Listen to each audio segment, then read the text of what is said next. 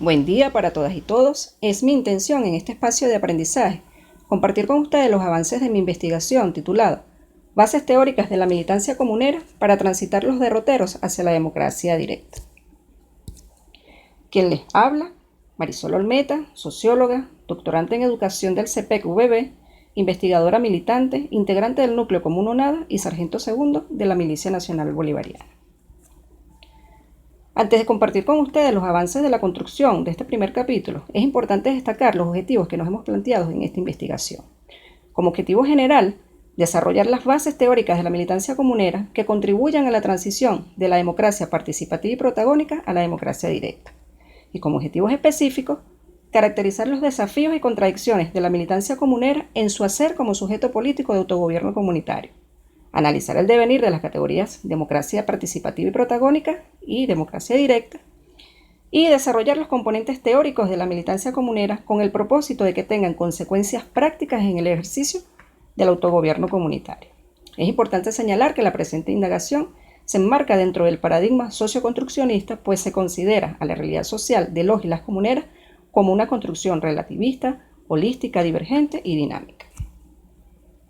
En cuanto al proceso de selección, organización, clasificación y argumentación del conjunto de fuentes que fundamenta la investigación, ha estado alimentado fundamentalmente por la búsqueda en la web, libros, folletos, revistas, tanto en físico como digital, videos, bibliografías recomendadas por los y las profesoras del doctorado en educación del CEPET, así como también de algunos instrumentos, tales como la ficha de caracterización, el aparato crítico y la matriz de procesos y resultados. Y por supuesto la autora como autorreferente de procesos vinculados a la formación.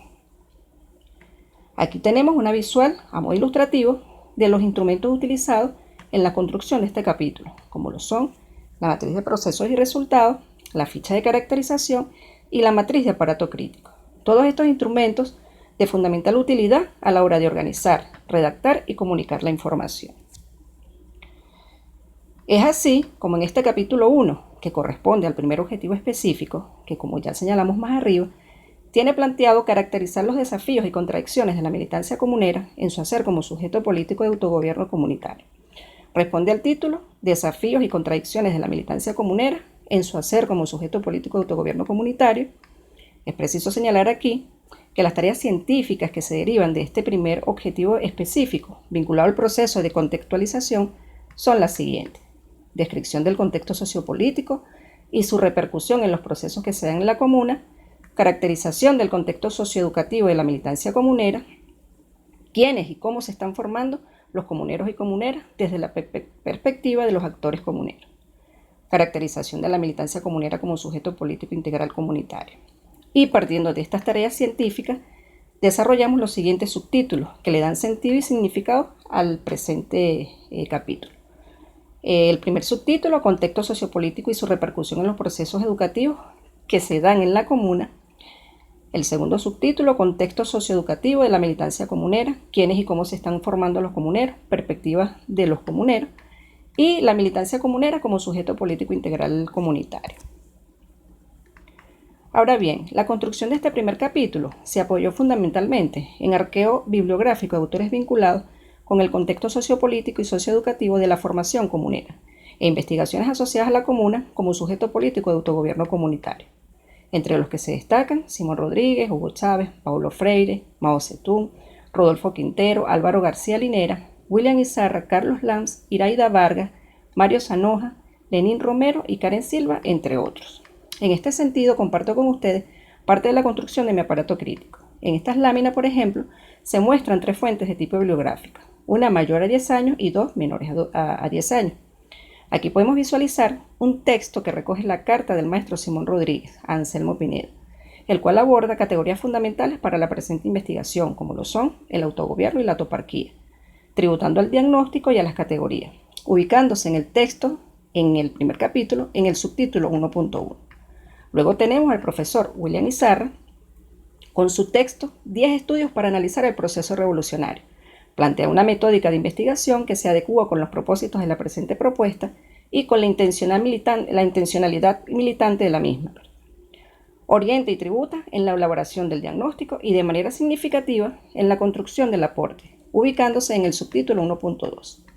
Y un texto del profesor Carlos Land titulado ¿La revolución es cultural o reproducirá la dominación?, donde desarrolla con especial énfasis el llamamiento a los sujetos sociales que participamos en este proceso en relación a temas prácticos y concretos, develando la importancia de los sujetos sociales y su vinculación con el proyecto político. Dicho planteamiento permite sustentar la dimensión epistemológica y también la metodología de la presente indagación, ubicándose en el subtítulo 1.3. Esta misma metódica se desarrolló con las demás fuentes ya antes mencionadas y consideradas en la construcción del presente capítulo. Ya para ir finalizando, luego de compartir con ustedes la forma como se ha desarrollado la estructura de este capítulo, sus objetivos, títulos, subtítulos, tareas científicas, referentes e instrumentos, nos interesa compartir los resultados relevantes en la construcción de este primer capítulo y que tienen que ver con la caracterización del contexto sociopolítico y socioeducativo de las y los comuneros como sujeto político integral comunitario, sus contradicciones, potencialidades, precisión de categorías y, por supuesto, la necesidad de transformación. De este modo quedó presta y abierta a las observaciones y orientaciones que a bien tengan nuestros profesores valoradores al presente avance de investigación. Muchísimas gracias por su atención.